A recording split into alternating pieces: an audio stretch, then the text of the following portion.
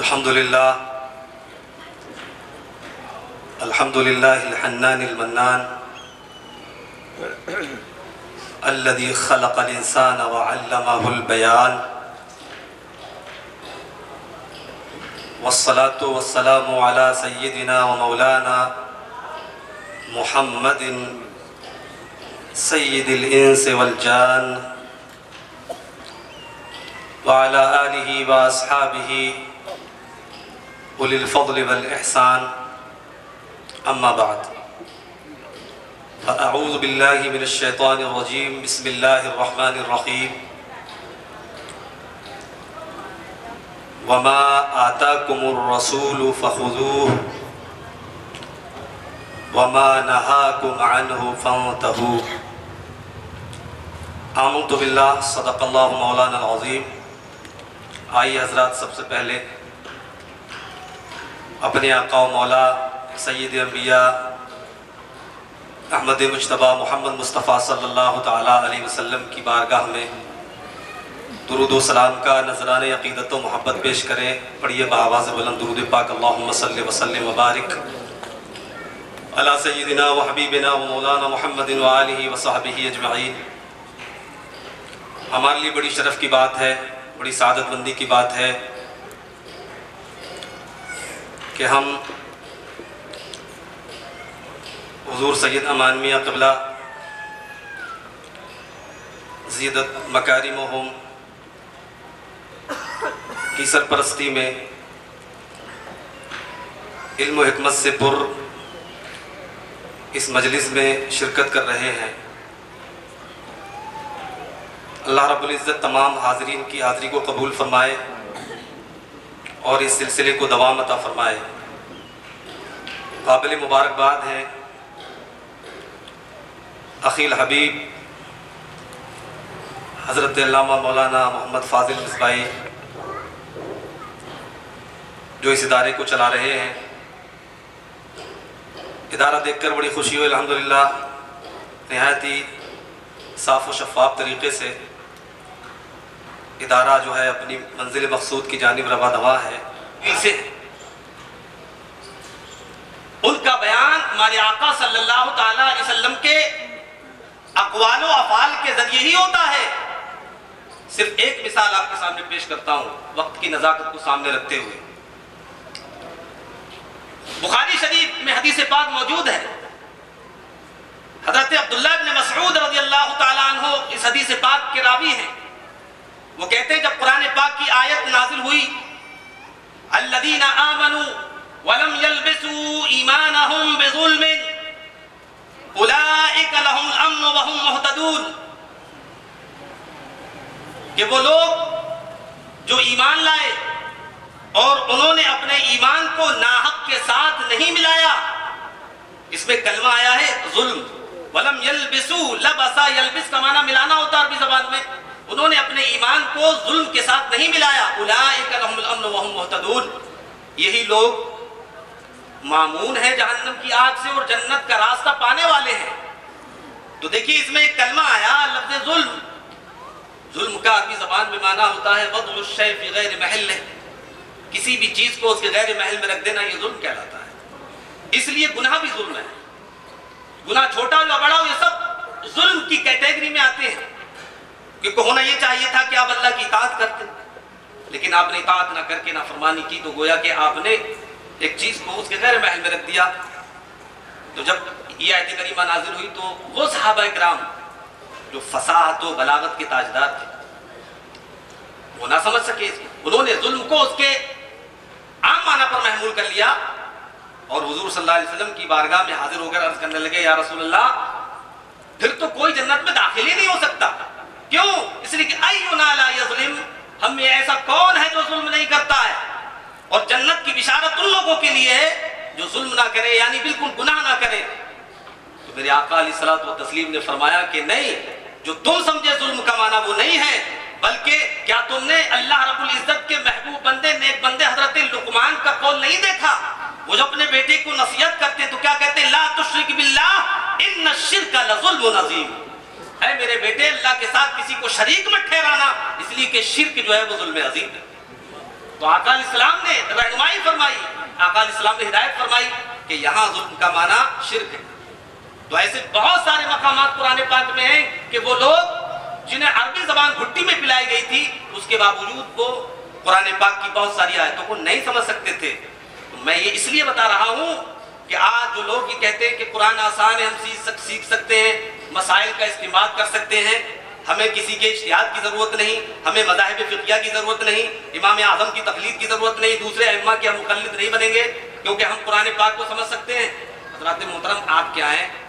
وہ عربی داں جنہیں اپنی فصاحت و بلاغت پہ ناز تھا، وہ جو ہے قرآن پاک کو بہت سارے مقامات ان کے نہیں سمجھ سکتے۔ اب آقا علیہ الصلوۃ والتسلیم نے اپنے اقوال و افعال کے ذریعے قرآن پاک کی وضاحت فرمائی، اور ایک طرف تو یہ ہوا اس لیے صحابہ اکرام نے نبی کریم صلی اللہ علیہ وسلم کی حدیثوں کو محفوظ عبداللہ بن عمر رضی اللہ تعالیٰ عنہ، اور دیکھیے یہ جو 7 صحابہ اکرام ہیں، حضرت انس، حضرت عبداللہ بن عباس، حضرت جابر بن عبداللہ اور حضرت ابو سعید خدری، ان میں عورتوں کا بھی حصہ الحمدللہ، ایسا نہیں ہے کہ خواتین کا حصہ نہیں ہے۔ فقیہہ، محدثہ، تقیہ، زاہدہ، نقیہ، مصفہ، مزکہ، مطہرہ، مبرہ من السماء، حضرت ام المومنین عائشہ صدیقہ رضی اللہ تعالیٰ عنہ کا بھی نام انہی 7 لوگوں میں ہے جنہوں نے 1000 سے زیادہ روایت، آپ کی تو 2000 سے زیادہ روایت ہے الحمدللہ۔ تو پتہ چلا کہ عورتوں نے بھی بڑھ چڑھ کر کے حصہ لیا ہے۔ اس کے بعد الحمدللہ صحابہ اکرام حدیثوں کو محفوظ کرتے رہے، کتابوں کو، حدیثوں کو مدون بھی کیا۔ حضور نے ابتدا میں حدیث لکھنے سے منع کر دیا تھا، اور مسلم شریف کی مشہور حدیث پاک حضرت ابو سعید خدری رضی اللہ تعالیٰ عنہ سے حضور نے فرمایا لا تکتبوا عنی ومن کتب عنی غیر القرآن فلیمحو، فرمایا کہ میری حدیثوں کو مت لکھا کرو، اور جس نے حدیث قرآن کے علاوہ اگر کچھ لکھا ہے تو مٹا دے، کیونکہ حضور کا مقصد یہ تھا کہ یہ حدیثیں صرف خط و کتابت کی حد تک محدود نہ رہیں بلکہ سینے میں اتار لی جائیں اور عمل میں ان کو جو ہے داخل کر لیا جائے، کیونکہ جو چیز عمل میں آ جاتی وہ کبھی بھلائی نہیں جا سکتی۔ اس لیے ہماری احادیث کا ذخیرہ، قرآن پاک کی تعلیمات الحمدللہ یہ صرف کتابوں کی حد تک موجود نہیں ہے بلکہ ہمارے بزرگوں نے اپنے عمل کا حصہ بنایا۔ اس لیے اگر کتابوں کو ختم بھی کر دیا جائے، دریا میں ڈال دیا جائے، تب بھی الحمدللہ ہمارا دین باقی رہے گا، کیوں؟ اس لیے کہ یہ چیزیں ہمارے عمل کا حصہ بنے، ہے نا۔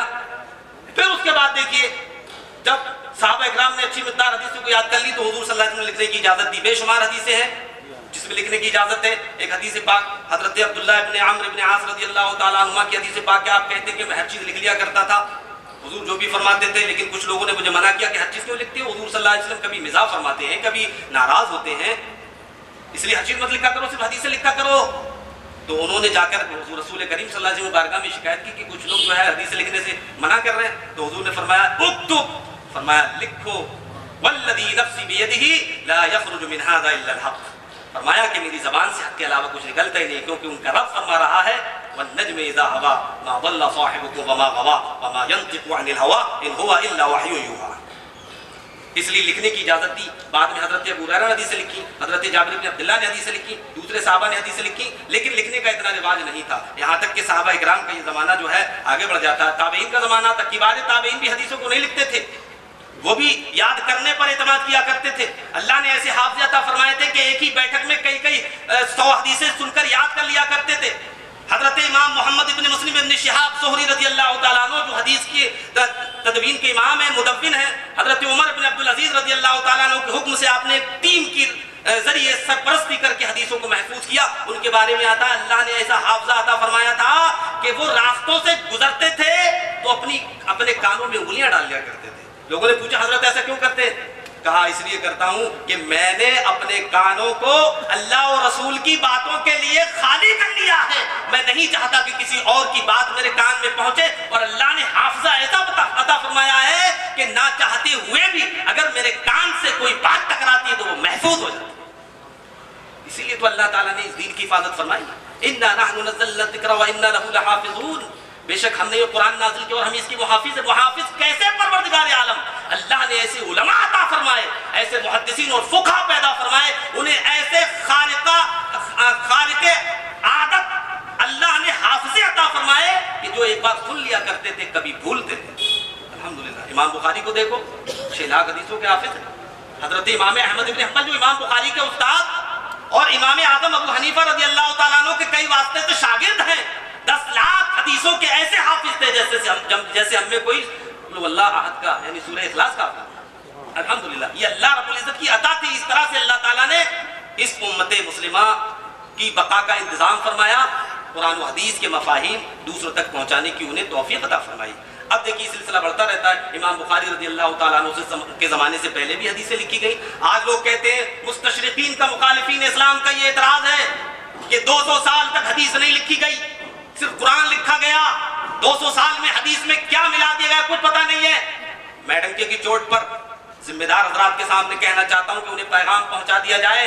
کون سی کتاب میں آپ نے پڑھ لیا کہ حدیثیں 200 سال کے بعد لکھی گئیں؟ الحمدللہ تاریخ کے اوراق شاہد جلی حرفوں میں لکھا ہوا ہے کہ کتابت حدیث تو کبھی رکی نہیں تھی, عصر نبوت سے لے کر تاہی دم جاری ہے. اور رہا تدوین کا معاملہ تو حضرت عمر ابن عبد العزیز خلیفہ راشد رضی اللہ تعالیٰ عنہ نے اپنے حکم سے کروا دی تھی, جو 1 صدی گزرنے کے بعد ہوئی تھی.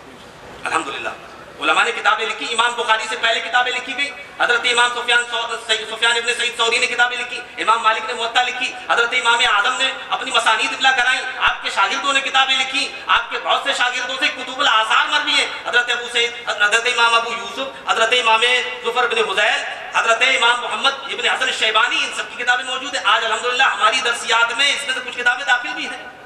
ہم موطا امام مالک, موطا امام محمد پڑھاتے ہیں اور بہت سارے بزرگوں کی کتابیں تھیں. لیکن حال کیا تھا, یہ کتابیں جو تھیں وہ یا تو خاص ابواب پر مشتمل تھیں یا پھر ان میں صحیح غیر صحیح سب طرح کی حدیثیں تھیں. حضرت امام بخاری رضی اللہ تعالیٰ عنہ کا دور تھا. آپ اپنے استاد محترم حضرت اسحاق ابن ابراہیم حنظلی راہوی کی بارگاہ میں موجود تھے. انہوں نے کہا کہ میری خواہش ہے کہ تم میں سے کوئی آدمی کام کر دے کہ صحیح احادیث کا ایک ذخیرہ تیار کر دے, میری یہ تمنا ہے. حضرت امام بخاری فرماتے ہیں فوقع ذلک فی قلبی, یہ بات میرے دل میں اثر کر گئی اور میں نے اسی دن سے ٹھان لیا کہ میرے استاد کی جو آرزو ہے میں اس کو پورا کر کے رہوں گا.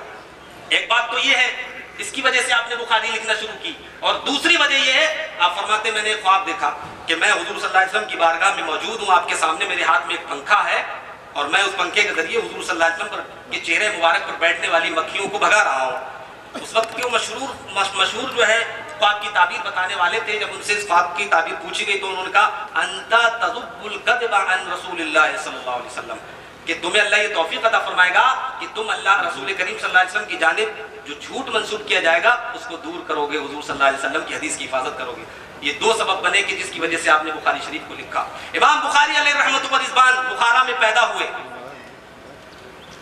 194 میں آپ کی پیدائش ہے اور ہمارے امام اعظم ابو حنیفہ رضی اللہ تعالیٰ عنہ کا وصال 150 میں ہوا. امام بخاری علیہ رحمۃ و رضوان 194 میں پیدا ہوئے. شوال کی 13 تاریخ کو جمعے کے روز, جمعے کی نماز کے بعد آپ کی ولادت ہوئی تھی بخارا میں. اور آپ کا گھرانہ حنفی تھا, آپ مقلد تھے الحمدللہ. اللہ رب العزت نے پھر وہ علم عطا فرمایا کہ بعض لوگوں نے آپ کو مجتہد مطلق بتایا کہ آپ مجتہد مطلق, اجتہاد مطلق کے رتبے پر فائز ہو گئے. آپ نے بچپن ہی سے حدیث پاک کو یاد کیا اور محفوظ کیا, دوسروں تک پہنچانے کی ٹھان لی. اللہ تعالیٰ نے بچپن ہی سے آپ کو حدیث کی محبت عطا فرمائی تھی. آپ کے والد کا سایہ سر سے اٹھ گیا تھا. آپ کے والد, آپ کا نام سن لیجئے. حضرت امام بخاری کا نام محمد ابن اسماعیل ابن ابراہیم ابن مغیرہ ابن بردزبہ الجوفی. یہ آپ کے والد اسماعیل ابن ابراہیم بھی اپنے وقت کے بڑے محدث تھے. حضرت عبداللہ ابن مبارک رضی اللہ تعالیٰ عنہ سے انہوں نے مسافہ کیا. حضرت حماد ابن زید ابن درہم بصری کے آپ شاگرد رہے. اللہ اکبر. جب گھرانہ علمی ہوتا ہے, دیندار ہوتا ہے, تو نسل بھی ویسے ہی تیار ہوتی ہے. اس طرح سے امام بخاری رحمت اللہ تعالیٰ علیہ کے دل میں اللہ تعالیٰ نے شروع سے حدیث کی محبت ڈال دی اور فقہ بھی آپ پڑھتے رہے. آپ خود کہتے ہیں لما طعنت فی 16 من عمری حفظت کتب ہؤلاء. حضرت امام ذہبی رحمت اللہ تعالیٰ علیہ سیر اعلام نبلا میں لکھتے ہیں کہ حضرت امام بخاری نے فرمایا جب میری عمر 16 سال کی ہو گئی تو میں نے علماء احناف کی کتابوں کو زبانی یاد کر لیا. تو بچپن ہی میں علماء احناف کی کتابیں یاد کر لی, جس کی وجہ سے امام بخاری کے اندر حدیث کے ساتھ ساتھ فقہ کا ملکہ بھی پیدا ہو گیا. میں فقہ پر اس لیے زور دے رہا ہوں کہ کچھ لوگ جو ہے صرف حدیثوں کی تو بات کرتے ہیں لیکن یہ بات نہیں کرتے کہ حدیث کے ساتھ ساتھ فقہ کی ضرورت ہے, بلکہ کثرت حدیث تو گمراہی کا سبب بن جاتی ہے. آپ کہیں گے یہ کیا بات کر رہے ہیں آپ؟ بالکل بات کر رہا ہوں. اور میں نے جن کا حوالہ بھی دیا تھا حضرت سفیان ابن عیینہ کا, وہ خود فرماتے الحدیث مضلۃ الا للفقہاء. فرمایا کہ فقہا کے علاوہ حدیث دوسرے لوگوں کو کثرت سے گمراہ کرتی ہے۔ الحمدللہ ہمارے علماء احناف حدیث کے ساتھ ساتھ فقہ کا بھی درس ہمیشہ سے دیتے رہے ہیں۔ امام بخاری علیہ رحمۃ اللہ نے اس حدیث پاک کو اس کتاب کو جو ہے 16 سال میں لکھا۔ یہ عام طور پہ مشہور بات ہے، لیکن حقیقت یہ ہے کہ آپ پوری زندگی اس کتاب پر جو ہے نقد و جرح کرتے رہے اور اس کی اصلاح کرتے رہے، آخری دم تک 40 سال کی مدت میں آپ نے اس کتاب کو تیار کیا تھا۔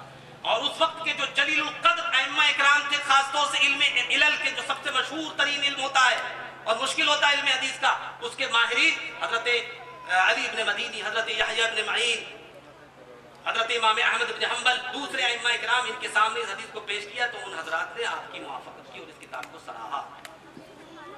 اس طرح سے امام بخاری علیہ رحمۃ اللہ کا جذبہ درود جو تھا وہ سامنے آیا اور بخاری شریف کی شکل میں ایک بہترین کتاب لوگوں کے سامنے آ گئی، جس میں احادیث صحیحہ کا ایک بڑا ذخیرہ ہمارے ہاتھ آ گیا۔ دوسری کتابوں کے مقابلے میں اس کتاب کو ایک بہت بڑی اہمیت حاصل ہے، بے شمار اس کی خصوصیات ہیں، بے شمار اس کی فضیلتیں ہیں، مضبوط سندیں ہیں، رسول کریم صلی اللہ تعالیٰ علیہ وسلم تک پہنچتی ہیں۔ ان کو پڑھنے کے بعد، سندوں کو پڑھنے کے بعد یہ یقین ہو جاتا ہے کہ واقعی ہمارے آقا صلی اللہ علیہ وسلم کا فرمان مبارک ہے۔ حضرت ایک بات یہاں اور بتا دوں، کیونکہ لوگ اعتراض کرتے ہیں کہ حنفی حضرات جو ہے وہ حدیث میں کمزور رہے ہیں، ان کی حدیث میں کوئی خدمت نہیں ہے، لیکن صحیح بات یہ ہے کہ احناف کا ایک بڑا رول رہا ہے حدیث کی خدمت، اور خاص طور سے بخاری شریف میں۔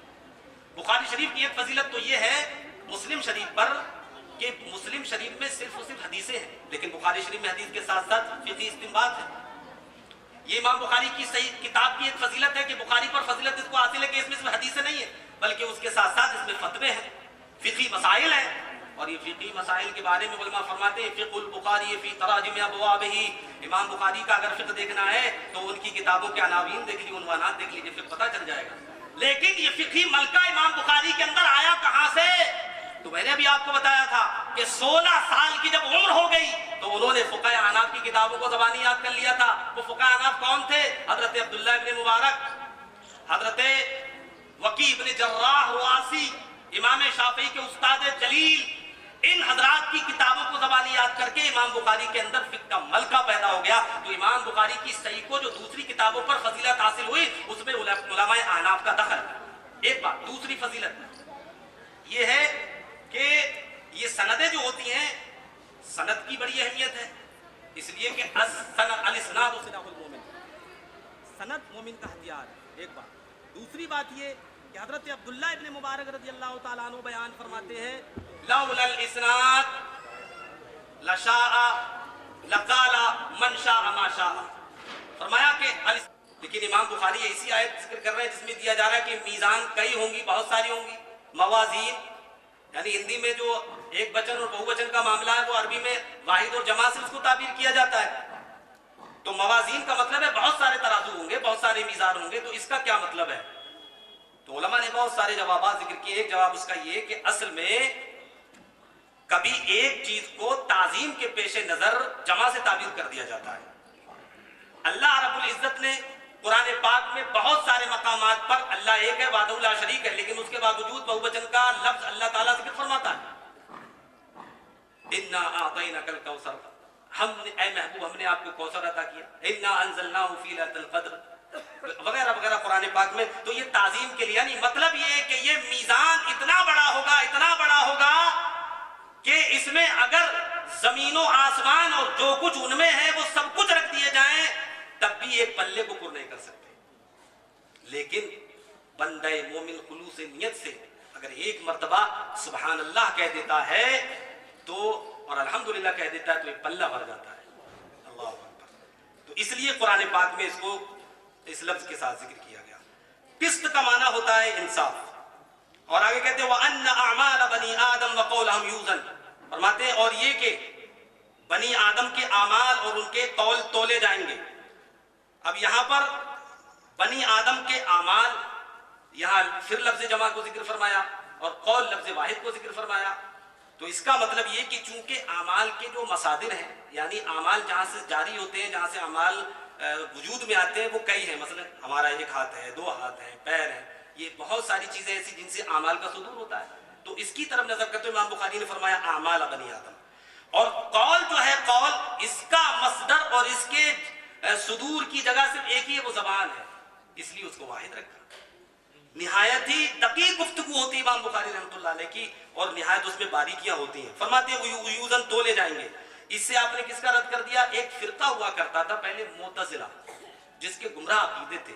ان کے گمراہ عقیدوں میں سے ایک عقیدہ یہ تھا کہ اعمال نہیں تولے جائیں گے، بلکہ جب فرشتوں نے اس کو لکھ لیا تو معلوم ہی ہو گیا کہ کس نے اچھے کام کی کس نے برے کی، تولنے کی ضرورت نہیں ہے. لیکن ان کا یہ عقیدہ قرآن و حدیث کے خلاف تھا، کیونکہ قرآن کریم سے ثابت ہے والوزن یومئذ الحق، وزن حق ہے، اس دن تولا جائے گا. اس لیے امام بخاری علیہ رحمٰن نے عقیدہ اہل سنت کی پاسبانی کی ہے.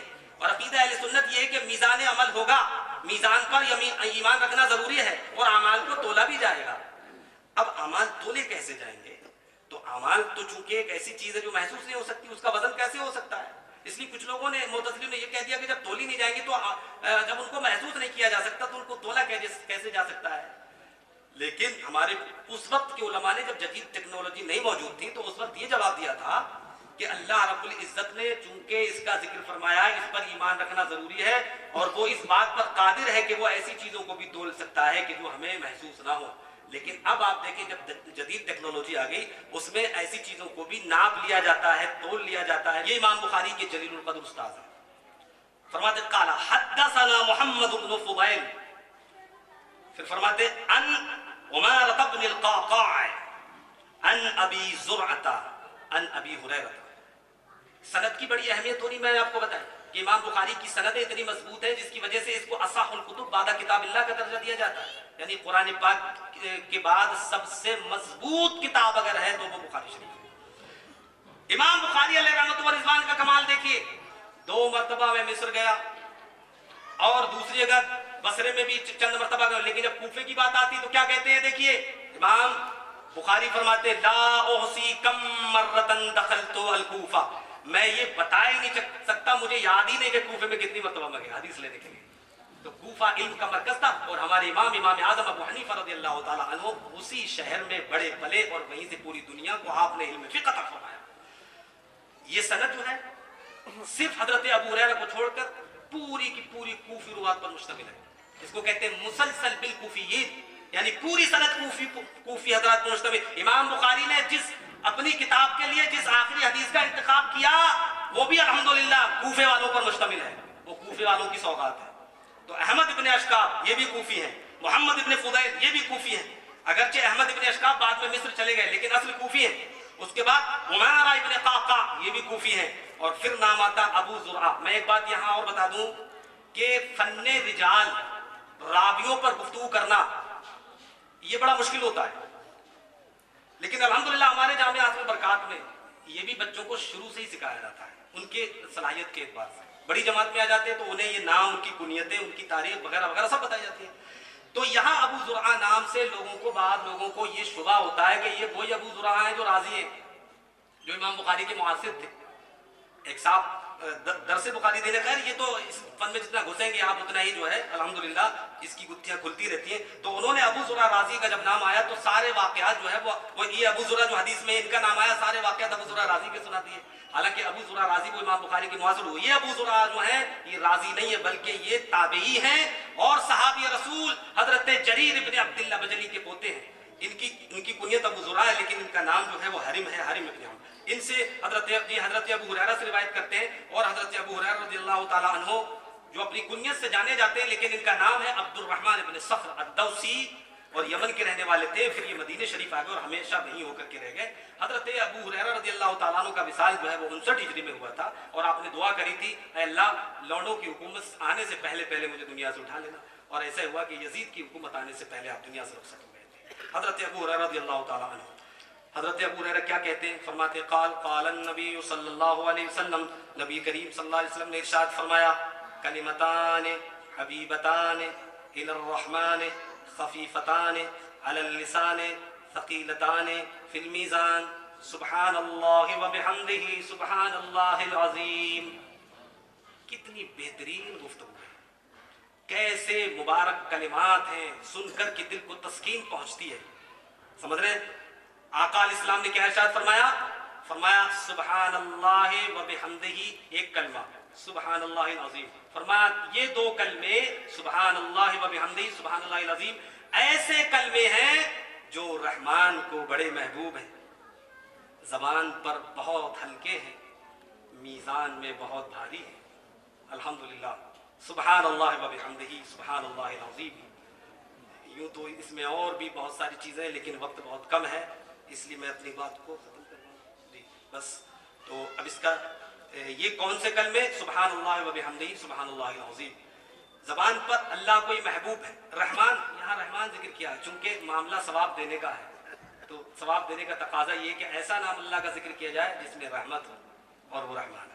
کیونکہ قرآن پاک میں بھی اگر آپ دیکھیں گے تو جہاں پر اللہ کا نام آتا ہے، اسماء الحسنیٰ کی خصوصیت ہے کہ جیسا مضمون چل رہا ویسا ہی نام آئے گا، استغفروا ربکم انہ کان غفارا، انہ کان حکیما نہیں آئے گا وہاں پر، جیسی گفتگو چل رہی ویسا ہی نام، یہاں پر گفتگو چل رہی ثواب دینے کی، تو اللہ تعالیٰ نبی کریم صلی اللہ علیہ وسلم نے یہاں پر رحمان، لفظ رحمان کا ذکر فرمایا، اور رحمان جو ہے یہ فعلان کے صیغے پر آتا ہے، اس کے آگے حد ہو گئی رحمت کی، یعنی جب گلاس بھر دیا جائے اور اس میں ایک قطرے کی بھی گنجائش نہ رہے تو کہا جائے گا ملعان، ورنہ بولا جائے گا ملیعن۔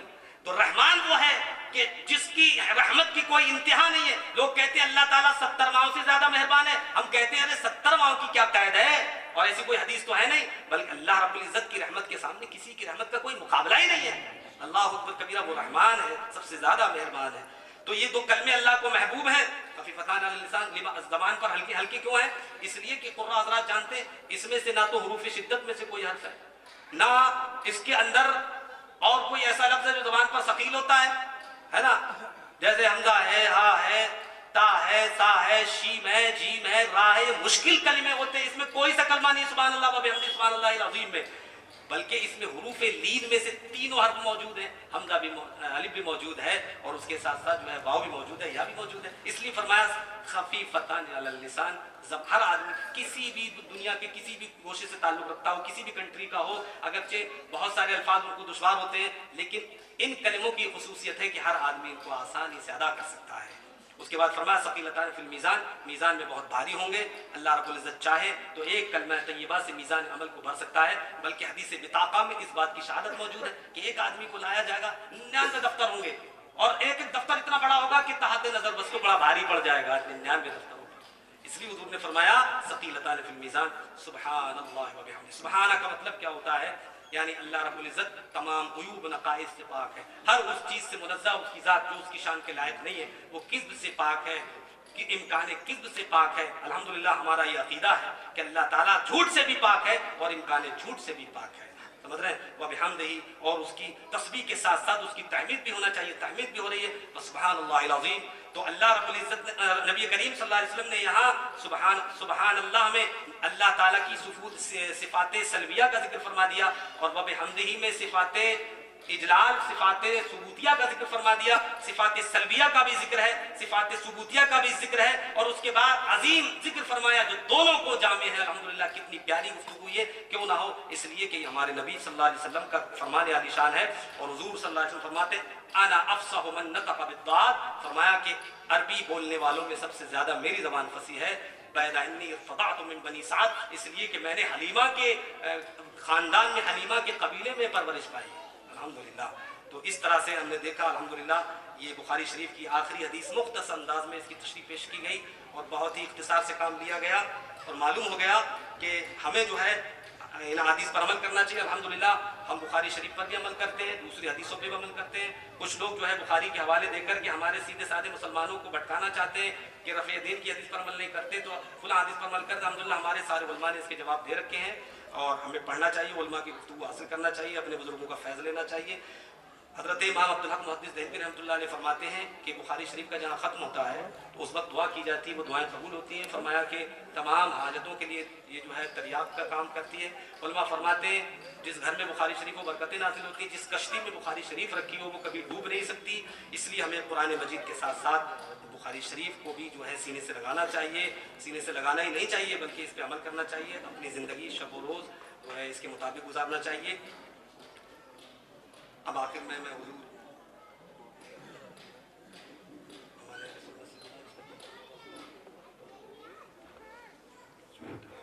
یا اللہ یا رحمان یا رحیم، یا اللہ یا رحمان یا رحیم، یا ارحم الراحمین، یا ارحم الراحمین، یا ارحم الراحمین۔ اس پاک بزم کو قبول فرما لے، کہنے سننے میں جو غلطیاں ہوئی انہیں معاف فرما دے، ہم میں جو بے علم ہے انہیں علم نافع عطا فرما، جو بے عمل ہے انہیں عمل صالح کی توفیق عطا فرما، جو قرض میں ڈوبے ہیں انہیں قرض سے سبکدوشی عطا فرما، جو مقدموں میں گرفتار ہیں انہیں مقدموں سے آزادی عطا فرما، جو قید و بند میں ہیں انہیں رہائی عطا فرما، جو بیمار ہیں انہیں شفاء کاملہ و عاجلہ عطا فرما۔ ہماری جو بچی آج عالمہ بن کے فارغ ہوئی ہے، میرے مالک انہیں بہترین عالمہ بنا، ان سے دین کی خدمت لے لے، ان کا نصیبہ اچھا فرما دے، انہیں اچھے گھروں میں جگہ عطا فرما جہاں سے یہ دین کے کام کرنے میں ان کے معاون ثابت ہو چکے۔ ہمارے جو بھائی اس مدرسے کو چلا رہے ہیں میرے مالک، ان کے کاروبار میں برکت عطا فرما، ان کے جو ہے ہمت میں برکت عطا فرما، ہمارے علماء کے علم میں، ان کے جمال میں، ان کے کمال میں برکتیں عطا فرما۔ یہاں جو حاضرین اپنے دلوں میں جو بھی جائز دینی دنیاوی تمنائیں لے کے آئے ہیں انہیں قبول فرما لے، ہم سب کو علم دین کی ترویج و اشاعت کرنے کی توفیق عطا فرما، ہمارے ایمان کی حفاظت فرما، ہمیں ایمانی زندگی، اسلامی زندگی اور ایمانی موت عطا فرما، ہمارے جان و مال، عزت و آبرو، دکان و مکان کی حفاظت فرما، ہمیں شرک سے محفوظ رکھ میرے مالک۔ ہمارے ایمان چھیننے کی کوششیں کی جا رہی ہیں میرے مالک، ایمان ہماری سب سے بڑی دولت ہے میرے مالک، ہمیں ہر طریقے سے اپنے ایمان کی حفاظت کرنے کی کوشش کرنے کی توفیق عطا فرما، ہمیں اپنے ایمان کی حفاظت کرنے کی توفیق عطا فرما، ہمیں ہمارے ایمان کو مضبوط فرما دے میرے مالک۔ اس ملک میں، اس شہر میں امن و امان، چین و شانتی کا دور دورہ قائم رہے، ہم سب کے دلوں میں جو بھی جائز دینی دنیاوی تمنائیں انہیں قبول فرما لے۔ جن جن بھائی بہنوں نے اس جلسے کو منعقد کرنے میں کوششیں کی ہیں ان کی ان کوششوں کو قبول فرما لے۔ سبحان ربک رب العزت عما یصفون۔ ڈاکٹر شفیق الرحمان صاحب بیمار ہیں میرے مالک، ان کو شفا یابی عطا فرما۔ شفیق اشفاق صاحب کے والد بیمار ہیں میرے مالک، ان کو بھی شفا یابی عطا فرما، ہم سب کے دلوں میں جو بھی جائز دینی دنیاوی تمنائیں انہیں قبول فرما لے۔ سبحان ربک رب العزت عما یصفون والسلام علی المرسلین الحمدللہ رب العالمین۔ مصطفیٰ جان رحمت لاکھوں سلام، شمع بز میں ہدایت لاکھوں سلام، جی سبحانی گھڑی چمکاتا ہے پاک چاند، اس دل افروز ذات کاش محشر میں جب ان کی آمد ہو کر بھیجے سب ان کی شوقت پہ لاکھوں سلام، تو مجھ سے خدمات کے قدسی کرے ہاں رضا، مجھ سے خدمات کے قدسی کہے رضا، مصطفیٰ جان رحمت لاکھوں سلام، شمع بز میں ہدایت لاکھوں سلام۔ الصلاۃ والسلام علیکہ یا رسول اللہ، الصلاۃ والسلام علیکہ یا حبیب اللہ، یا اللہ یا رحمان یا رحیم۔ اس بس کو قبول فرما لے۔ ہمارے مولانا فاضل مصباحی شاہ، مولانا شعیب محمدی صاحب ہیں، مولانا فاضل صاحب کے اہلیہ، اور جو بھی ان کے ٹیم ہے میرے مالک، ان کے علم میں، ان کے کمال میں، ان کے جمال میں، ان کی عمر میں برکت عطا فرما۔ ادارے کو تمام حاسدین کے حسد شرین کے شر سے محفوظ رکھ، ہمارے اس ادارے کو دن دنیا رات چوگنی ترقی عطا فرما، اس کو اس کی برانچیں کھولنے کی توفیق عطا فرما۔ ادارے سکوک کو خدمت لے لے میرے مالک۔ سبحان ربک رب العزت عما یصفون۔ ہمارے فرمان بھائی کے امی بیمار ہیں میرے مالک، انہیں شفا یابی عطا فرما۔ سبحان ربک رب العزت عما یصفون والسلام علی المرسلین الحمدللہ۔